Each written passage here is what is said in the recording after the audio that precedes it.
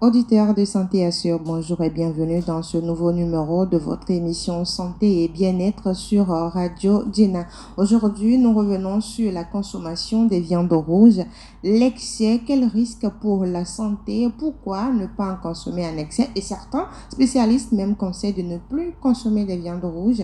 On en parle avec notre invité du jour, je suis Edwige Apedo et nous sommes dans ce nouveau numéro de Santé Assure avec Kponou Tobosi. Il est spécialiste en hygiène alimentaire et également responsable de nouvelles formules santé. Aujourd'hui, j'ai retenu cela. Bonjour. Bonjour madame, bonjour également à toute l'audience de Jenna FM. Alors, quand on dit nouvelles formules santé, c'est que vous proposez de nouvelles formules pour pouvoir aider les Togolais à prendre soin d'eux et également d'autres citoyens aussi. C'est cela? Oui, c'est bien ça. Ce ne sont pas des formules toutes nouvelles en réalité, ce sont des formules qui étaient là, mais qui ont été mises de côté avec le temps, avec la corruption et le lavage intellectuel qui a été fait avec la colonisation.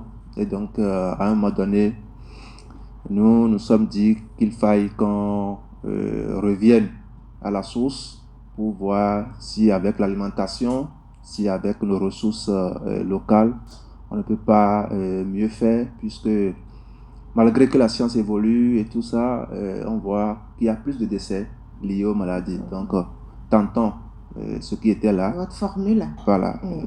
Alors, par rapport à cette nouvelle formule, est-ce qu'il y a la consommation des viandes là-dedans? Ou bien vous proposez le soja? Ça fait partie des restrictions que nous donnons. D'accord. Oui. Alors, on revient maintenant au thème du jour de Santé Assure, la viande rouge. Quand on dit viande rouge, qu'est-ce qui doit nous venir en tête, Monsieur Kponou Tobosi? Merci. Quand on dit viande rouge, c'est l'ensemble des viandes qui contiennent beaucoup de fer. D'accord. Et là, nous avons le bœuf, Oui. la vache, le veau. Nous avons également le cheval pour ceux qui en consomment, le mouton, l'agneau. Ce sont ces viandes-là qui sont considérées comme viande rouge. D'accord. Il faut dire aussi qu'il y a deux autres types de viandes. Il y a les viandes blanches et les viandes noires. Les viandes blanches regroupent... Les viandes blanches, ce sont les volailles. Et vous avez aussi, dans les volailles, nous avons poulet, pintade, canard, dinde, et tout ce qui concerne les volailles. Voilà. Et puis, nous avons aussi le lapin.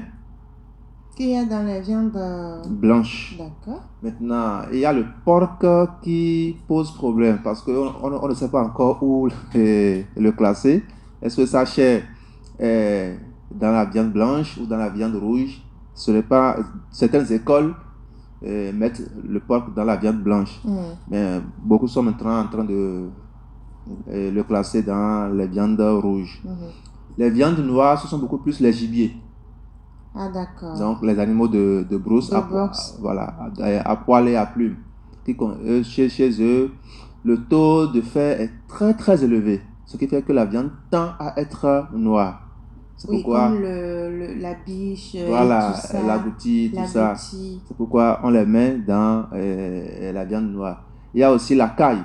Quand elle n'était pas domestiquée, elle est parmi la viande. Elle était dans la bourse. Oui, donc on l'a aussi mise dans les viandes noires. Et il faut dire que les bienfaits de toutes les formes de viande, c'est beaucoup plus la richesse en protéines. Parce que toutes les viandes apportent de protéines en quantité, apportent également du fer en quantité et aussi la vitamine B12. D'accord. Voilà, donc ces trois constituants-là sont très indispensables pour l'organisme.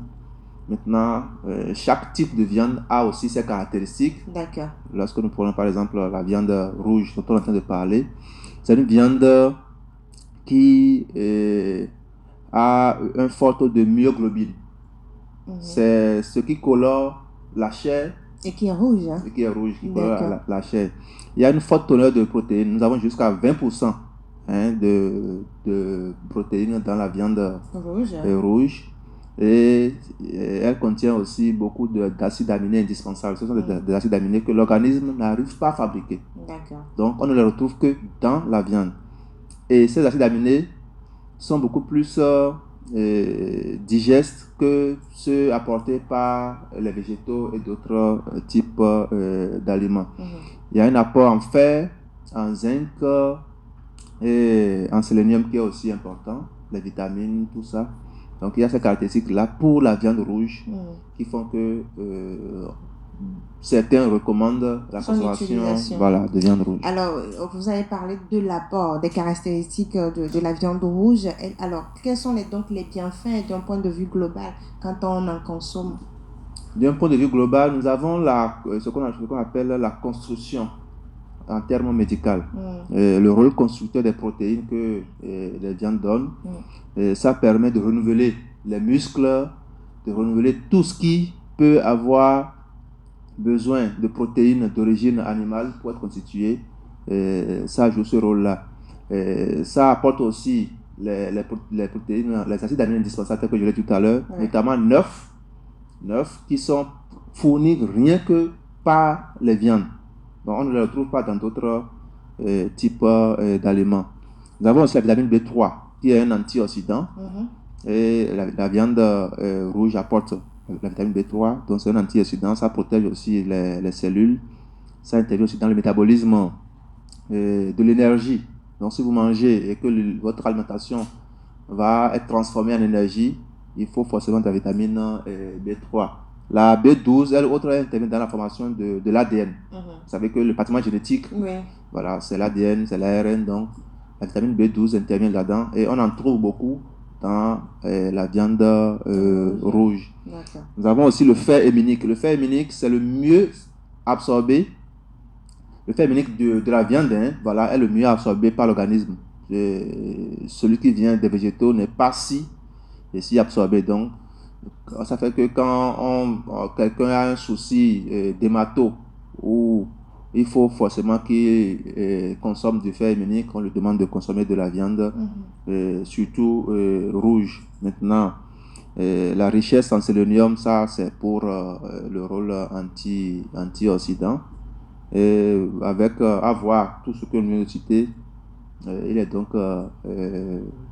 bien clair que l'on recommande la consommation de viande, et surtout pour les enfants et pour la femme enceinte. D'accord. On parlera des deux cas tout à l'heure, mais vous avez cité les bienfaits de la viande rouge. Est-ce qu'on peut retrouver ces bienfaits dans d'autres aliments ou c'est uniquement au niveau de la viande rouge et on est obligé d'en consommer? Non.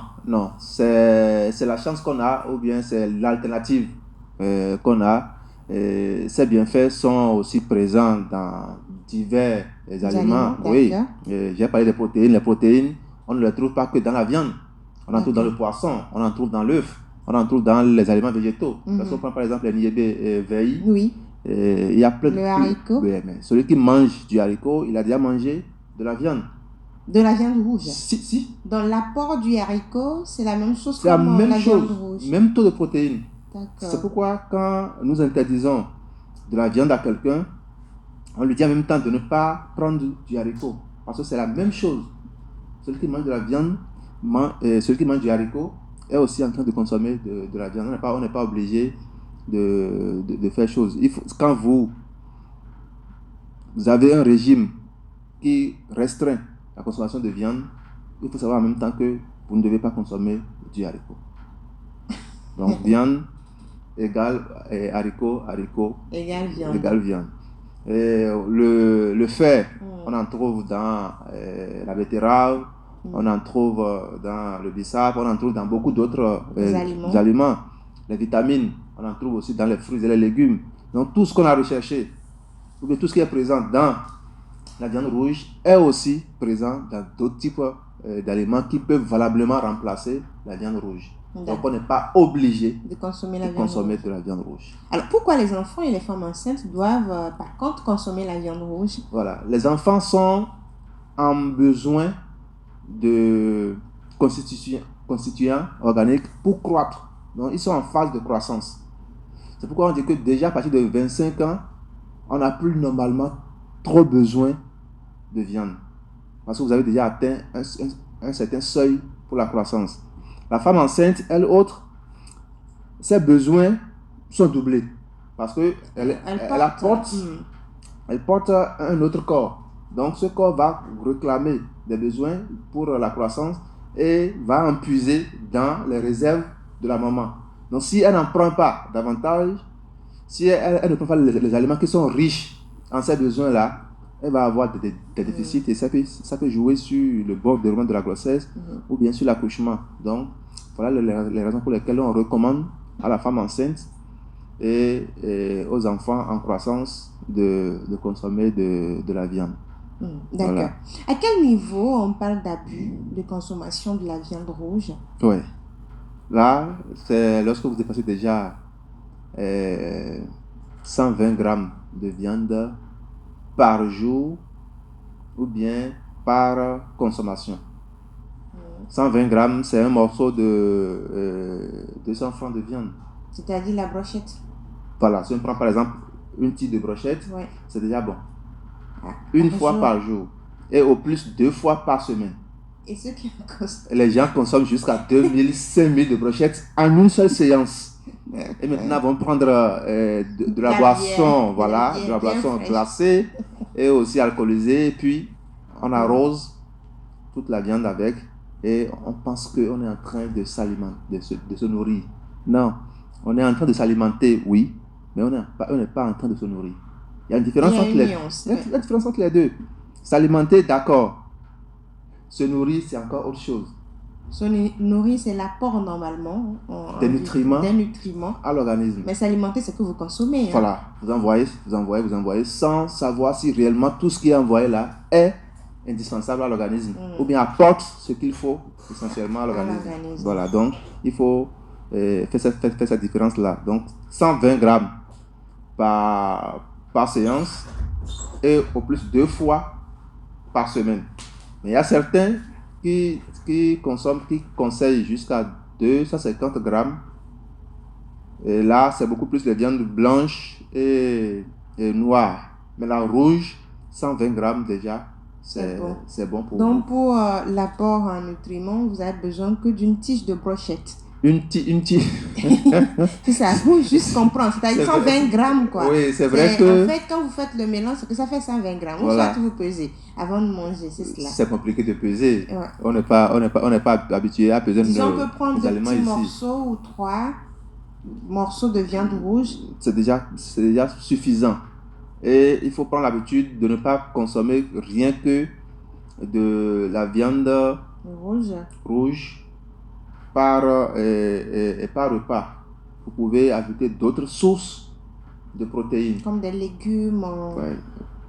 Vous pouvez ajouter d'autres sources de protéines. Il ne faut pas rester seulement sur la viande rouge. La viande rouge qui va constituer votre seule source de protéines. Non. Si vous avez besoin selon votre corpulence, si vous avez besoin de 300 grammes par repas, il ne faut pas que ça soit rien que de la viande rouge qui fasse les 300 grammes. Non, il faut mélanger, il faut associer. D'accord. Ouais. Et pour ces personnes qui, par exemple, consomment, on est en Afrique, surtout au Togo, on dit on veut faire du foufou, c'est uniquement que de la viande, parce que c'est le repas même où on utilise beaucoup de viande. Oui. On a le foufou à côté, la pâte d'igname, on va dire, et puis la sauce avec la viande rouge uniquement. Oui. Est-ce que c'est conseillé? C'est pas trop bien. Beaucoup de viande rouge. C'est pas trop bien. On a déjà dépassé largement la quantité recommandée. Vous allez voir que ceux qui ont l'habitude de consommer beaucoup de viande finissent par pousser le ventre. C'est la viande rouge qui amène... En consommant beaucoup de viande, les constituants qui ne sont pas digérés sont transformés en lipides et en mauvais lipides qui se déposent maintenant sur les viscères.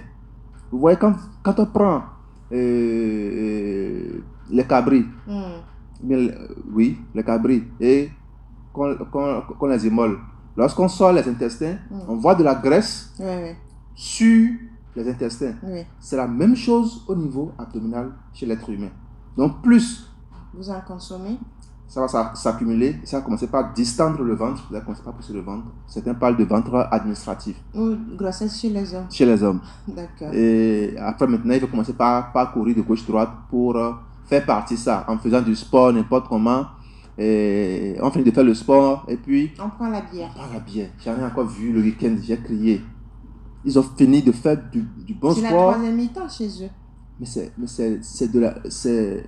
une mauvaise pratique sportive. C'est une très mauvaise pratique sportive. On finit le sport, on prend la viande et de la bière. C'est comme si on ne connaît pas l'objectif pour lequel on est en train de faire le sport.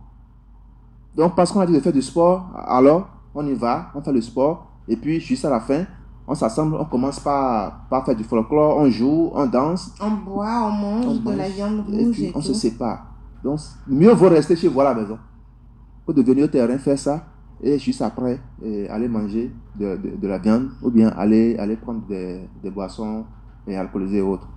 C'est pas la peine. Mieux vaut rester chez vous à la maison au lieu de faire ça. Donc, ce n'est pas bon de manger de la viande rouge tous les jours? Non, deux fois par semaine, c'est déjà bon. Mais il y en a qui consomment du 1er janvier au 31 décembre. Et ils ont de gros risques sanitaires. De très, très gros risques sanitaires. D'accord. Oui. Alors, quelles sont donc les maladies liées à la consommation excessive de la viande rouge? Je vais commencer par une étude qui a été faite par le Centre international de cancérologie, qui est un centre qui est rattaché ou bien qui est dépendant de l'OMS. Et cette étude a montré que la viande rouge est fortement cancérigène. La viande rouge, sa consommation est fortement cancérigène. Et l'étude a même été diffusée sur RFI, où les spécialistes qui ont fait cette étude-là ont démontré par A plus B les méthodes par lesquelles ils sont passés pour le faire. Et c'était scientifiquement valable. D'accord. C'est scientifiquement valable. Alors, il y a une autre étude de la Grande-Bretagne qui a travaillé sur 472 377 sujets de 40 à 70 ans. L'étude a duré 11 ans. 11 ans. 11 ans. On suit la consommation de la viande de ces personnes. On a recruté ces personnes-là. Il y a l'échantillon. Et puis, on est en train de les suivre pendant 11 ans. Et parmi ce lot-là, on a vu qu'il y a 12% parmi eux qui ont développé des cancers. Ça fait 56 685 personnes. Sur les 400 et quelques mille qui ont développé un cancer. Et l'étude a aussi montré que le risque global de cancer diminue de 2% chez ceux qui mangent de la viande moins de 5 fois par semaine. Moins de 5 fois par semaine, le risque diminue. Donc si c'est 2 fois, c'est plus bas encore. Voilà. Si vous en mangez, ça diminue encore de 10% chez ceux qui ne mangent que du poisson. Donc le poisson est plus recommandé que la viande. La protéine de poisson est plus recommandée que la viande. L'étude a encore montré que le risque diminue de 14% chez les végétariens. Ceux qui mangent uniquement que des légumes. Ça, ce sont les végétaliens. Et les champignons. Voilà, là, ce sont les végétaliens.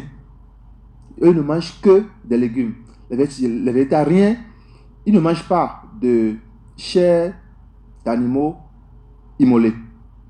Mais ils peuvent manger des dérivés d'animaux tels que le lait, ou bien l'œuf. Soja. Là, ce sont les végétariens. Donc, chez eux, en fait. Oui, des deux côtés. Donc, chez eux, on a vu que le risque de développer ces cancers-là est bas de 14%. Donc, on est en train de nous dire directement que il ne faut pas dépasser 5 fois la consommation de viande par semaine. Il faut préférer du poisson. Il faut avoir d'autres sources de protéines telles que les végétaux et autres. Donc, c'est une étude de 11 ans qui a démontré ça. Au-delà du cancer, il y a d'autres maladies. Bien sûr, il y a d'autres maladies. Il y a aussi le risque chez les hommes qui est diminué de 20% pour ceux qui ne mangeaient que du poisson. Donc, plus vous êtes homme, plus vous mangez de viande, plus vous augmentez le risque de développer le cancer de la prostate. Alors que ça fait partie des cancers qui emportent beaucoup d'hommes. Ouais. Beaucoup d'hommes, ça les emporte. Nous avons les risques cardiovasculaires. Là, ça fait le cœur, ça fait les vaisseaux, à cause de la matière grasse qui se trouve dans la viande. Et ces matières grasses, ce sont des acides gras saturés. Saturés, ça veut dire qu'ils vont se déposer dans les artères, ils vont se déposer dans le cœur et donc empêcher la bonne circulation du sang. La pression du cœur va augmenter, la tension va augmenter, vous serez soumis à un traitement antihypertenseur à vie. Vous ne commencez pas à picorer les médicaments chaque jour comme le poulet, et c'est pour toute votre vie. Gare à vous, si vous commencez, gare à vous, si vous coupez. C'est pour toute la vie. C'est pour toute la vie. Vous risquez de développer des complications. Vous avez ce que nous appelons aussi le risque du cancer du côlon. La consommation de viande est beaucoup liée aux hémorroïdes et aussi au cancer du côlon. Donc le risque là est augmenté de 24% comme consommateur de viande. Il y a ce que nous appelons le microbiote intestinal ou bien la flore intestinale, qui est constituée de bons microbes qui facilitent la digestion et qui jouent encore d'autres rôles sur le plan immunitaire. Plus on consomme de viande pendant au moins un mois, on fournit à ces microbes-là des ingrédients qu'ils vont utiliser pour fabriquer la protéine qu'on appelle la TMAO. Cette protéine-là augmente les risques d'AVC, augmente les risques de maladies cardiovasculaires. Donc, attention à la consommation de viande parce que vous allez changer, modifier votre système et ça va fournir ce qu'il faut pour développer des maladies bizarres. Est-ce que c'est la base aujourd'hui de l'excès ou bien des cas qui augmentent par rapport d'AVC chez les jeunes surtout? Oui, quand on commence pas travailler et qu'on commence par recevoir un salaire, on pense qu'il faut manger tout on n'a pas pu manger. Voilà, on veut rattraper. On fait la vie telle qu'on veut. Et je me dis que beaucoup de jeunes qui commencent à travailler ne sont plus canalisés. Il n'y a plus de régime alimentaire. Les aînés ne les canalisent plus. Donc on laisse l'enfant, le jeune, qui a commencé à travailler, on le laisse drainer par ses supérieurs immédiats et qui l'entraîne dans des trucs pas trop sains, et donc il va manger n'importe comment, il va boire n'importe comment, et puis à 40-45 ans il commence à développer les maladies et bonjour les dégâts. Donc on perd très vite ces jeunes là, et attention, il faut essayer de revoir la consommation des aliments. Nous avons le diabète de type 2. Voilà. Je voulais demander quel est le lien entre la consommation de la viande rouge et le diabète de type 2. Le diabète de type 2, il y a certains constituants de la viande tels que la nitrite, les nitrates, le fer héminique, beaucoup de constituants qui agissent sur le pancréas, ou bien les cellules du pancréas. Ce qui fait que le pancréas ne pourra plus fabriquer de l'insuline de qualité. Et donc, cette insuline ne pourra plus agir sur le glucose sanguin. Et donc, le taux va être permanemment élevé. Donc, ça fait affaire de l'hyperglycémie. Et après, maintenant, le diabète qui va s'installer. Donc, l'organisme devient résistant à l'insuline. Et puis, bonjour les dégâts. Vous avez aussi les maladies coronariennes. Les artères qui apportent du sang au cœur, ce sont ces artères-là qui commencent par être rétrécies. C'est ça qu'on appelle la maladie coronarienne. Et ça, il y a des composants de viande qui participent au rétrécissement de la lumière interne de ces artères-là. Nous avons aussi les insuffisances cardiaques. Et là, le risque est de 18 à 20% chez les femmes. 18 à 20% chez les femmes. Nous avons des problèmes de santé mentale aussi qui ont été révélés, où on a vu que beaucoup de ceux qui mangeaient beaucoup de viande développent des soucis par rapport à leur santé mentale. D'accord. Il y a les dommages que la viande aussi peut causer sur l'ADN. La viande rouge agit également sur l'ADN. La viande rouge agit sur l'ADN et modifie votre patrimoine génétique. Et donc, ça veut dire que si vous en consommez assez, on peut faire un test ADN et on vous dira que ce n'est pas votre père, que c'est le cas? Non, ce n'est pas ça. Okay. C'est que ça modifie la capacité de l'organisme à faire des réparations.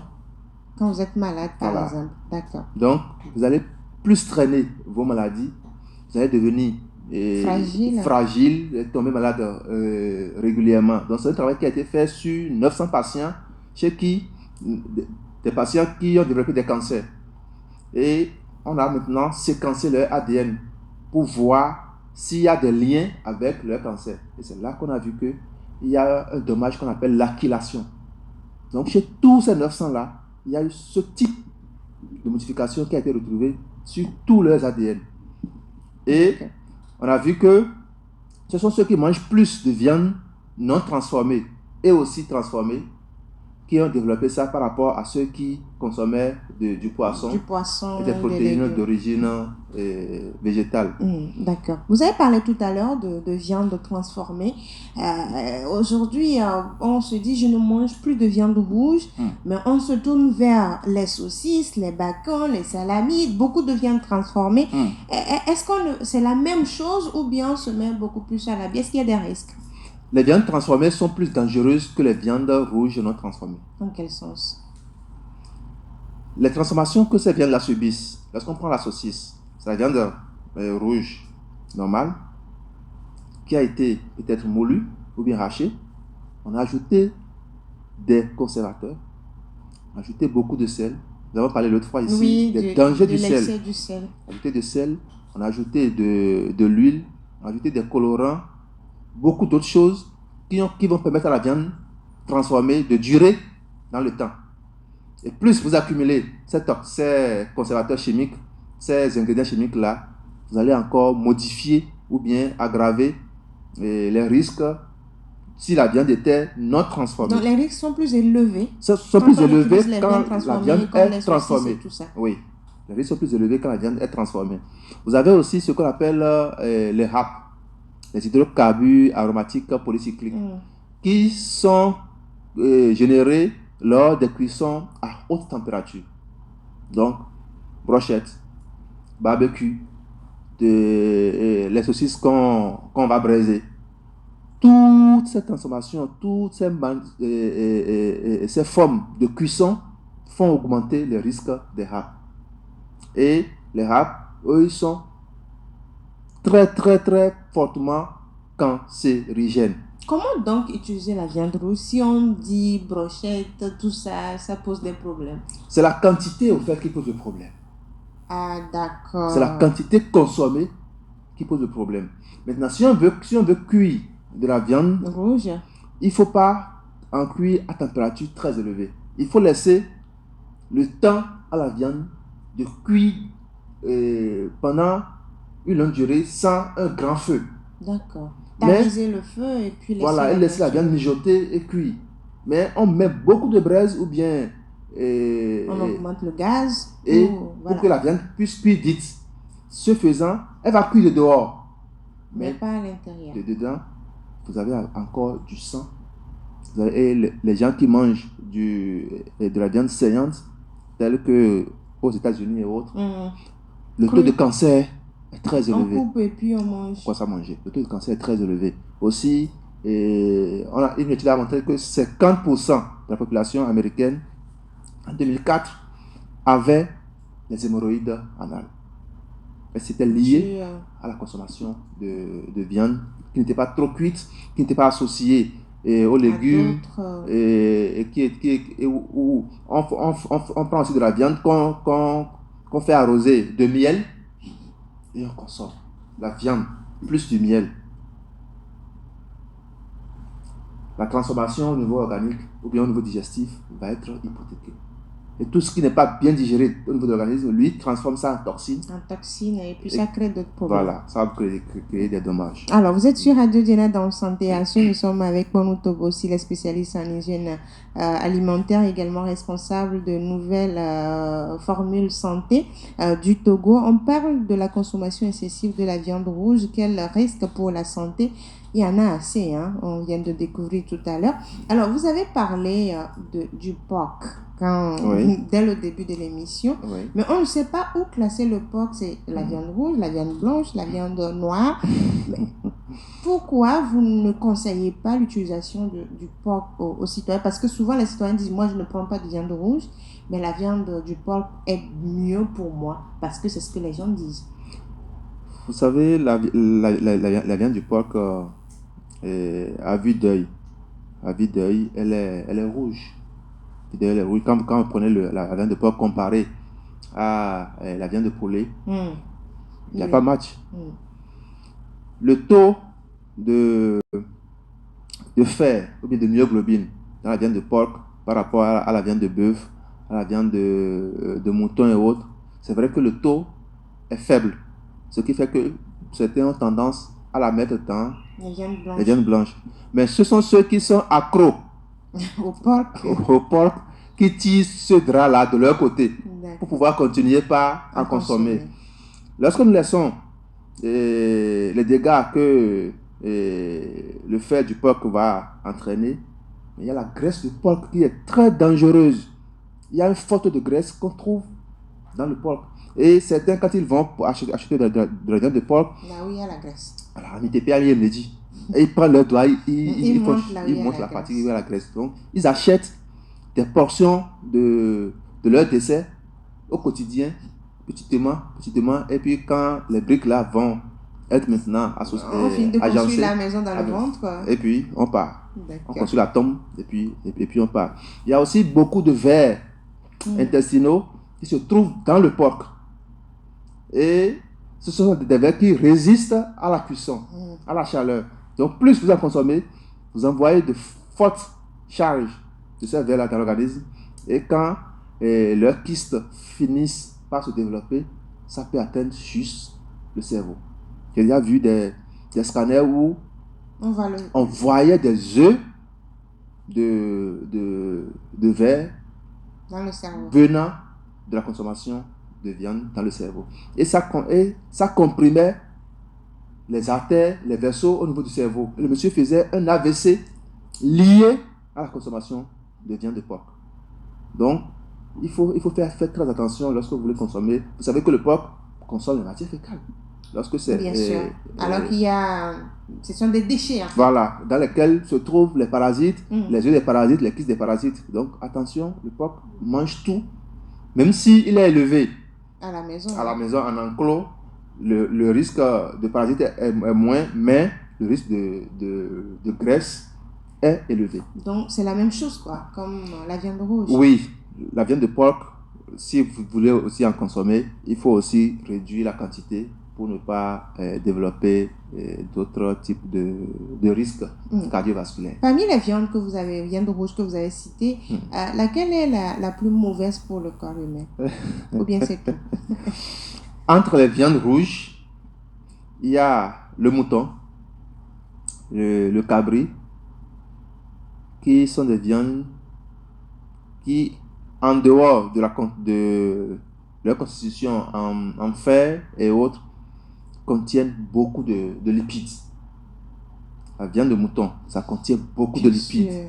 Beaucoup de lipides. On voit la sauce. Voilà. Ça durcit sur la sauce. C'est pourquoi celles qui vendent les sauces de mouton sont obligées de chauffer continuellement. C'est sur le feu, en fait. Forcément. Parce que ça ne finit. Et ce faisant, vous dénaturez les ingrédients qui sont dans cette sauce-là. Parce que normalement, la viande ne doit pas durer sur le feu. Sur le feu, les épices et autres qui ont été utilisées, tomates, oignons, gingembre et autres qui ont été utilisées pour agrémenter la sauce, ce sont des épices qui ont une durée à faire sur le feu. Mais puisque la sauce est continuellement sur le feu, le consommateur ne viendra que manger de l'eau épicée, mais il ne va pas profiter des bienfaits de ces épices-là dans cette sauce. On ne mangera que de l'eau, que des fibres, et maintenant que de la viande aussi déchiquetée. On pense qu'on est en train de se nourrir, mais on ne fait que s'alimenter. On mange très mal. On se rend compte de ça. Alors, qu'est-ce qui est conseillé donc par rapport à tout ce qu'on vient? Qu'est-ce qui est conseillé pour le citoyen, pour le consommateur? Ah oui, là, il faut des protéines d'autres sources que celles carnées. Et là, vous avez les légumes secs ou les légumineuses qui apportent des protéines telles que le haricot sec, comme on l'avait dit au début. Donc, vous avez toutes les formes d'haricots qui apportent beaucoup de protéines. Vous avez aussi le riz complet qui apporte de protéines. Vous avez l'œuf qui apporte beaucoup de protéines, même si des études ont tendance à incriminer le taux de cholestérol de l'œuf. Mais c'est quand même une forte source de protéines. Vous avez aussi les poissons. Les autres, ils contiennent autant de protéines que la viande. Autant de protéines que la viande. Mais leur avantage, c'est que les poissons renferment de la bonne graisse, en particulier l'oméga 3. Donc, il ne se trouve pas dans la graisse d'origine animale carnée. Nous avons aussi les œufs, j'ai déjà cité ça. Donc, on a les œufs, on a les poissons, on a les légumes et légumineuses qui peuvent apporter de protéines qu'on recherche dans la viande en la consommant. Vous avez parlé de poisson. Alors que la dernière fois, dans notre émission sur l'excès de sel, vous avez dit le poisson consommé cru également est un problème pour la santé. Comment on peut utiliser ce poisson pour éviter de tomber également dans les risques liés à la consommation de la viande rouge?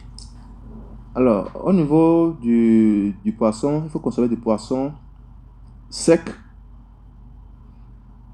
du poisson non gras. Lorsque vous prenez salmon, par exemple, c'est du poisson gras. On va pas. Si on prend salmon et puis, par exemple, aquala, il faut préférer aquala par rapport à salmon parce que beaucoup de lipides, même si les lipides du poisson sont de bons lipides, l'excès va poser problème. Donc, il faut préférer du poisson gras et non gras, du poisson sec ou fumé. Maintenant, s'il faut forcément que ça passe dans l'huile pour être frit, là, il y a des poissons dont la chair n'absorbe pas d'huile. Donc, il y a voilà, je ne connais pas son nom en français.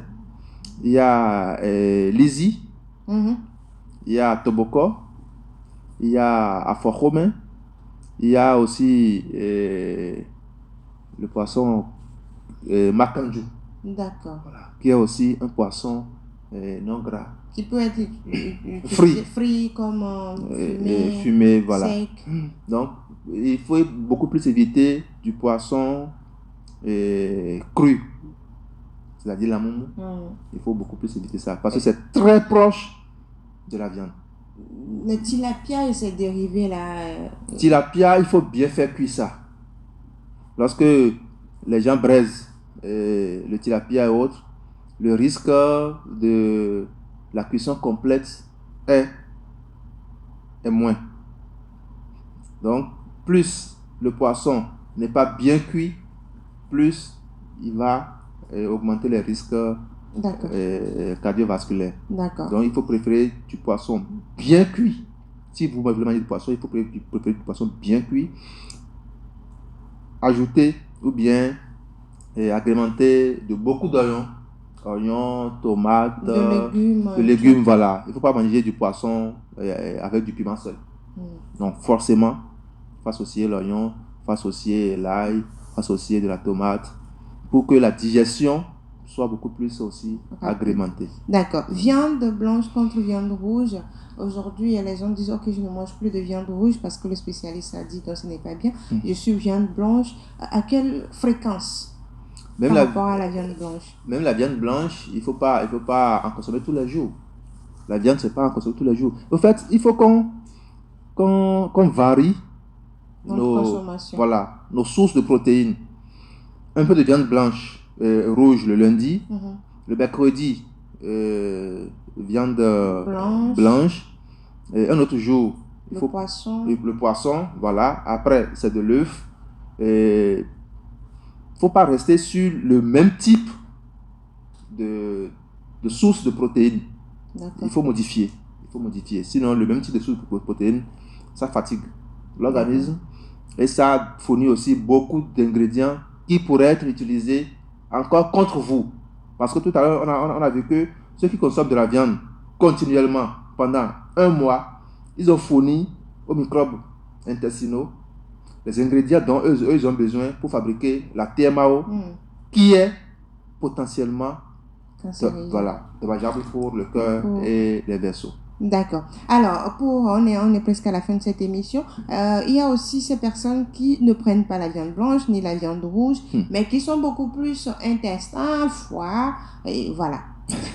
Adorez-nous. Est-ce que c'est la même chose? Adorez-nous. Ou bien les viscères. C'est-à-dire intestin, foie, cœur, gésier, et tout ça. C'est pas dans c'est pas au sein de l'animal. Dans le foie aussi. Mais c'est dans l'animal. D'accord. Tout ce qu'on appelle viande, c'est tout ce qui se trouve, tout ce qui est comestible. Donc c'est sur l'animal. Tout ce qui est dedans, la peau. Sauf les os et puis le pelage. Donc tout le reste, le sang de l'animal, tout. Les viscères, et que tu appelles les boyaux, et les nerfs, les tripes, les abats, tout ce qui concerne la viande. C'est de la viande. D'accord. C'est la viande rouge. Viande, c'est viande. Donc si on dit on ne mange plus de viande rouge, alors qu'on prend les intestins, le foie, les gésiers, c'est quoi? Vous en avez déjà commencé, oui, consommer. Vous en avez déjà mangé. Donc il faut arrêter de se tromper.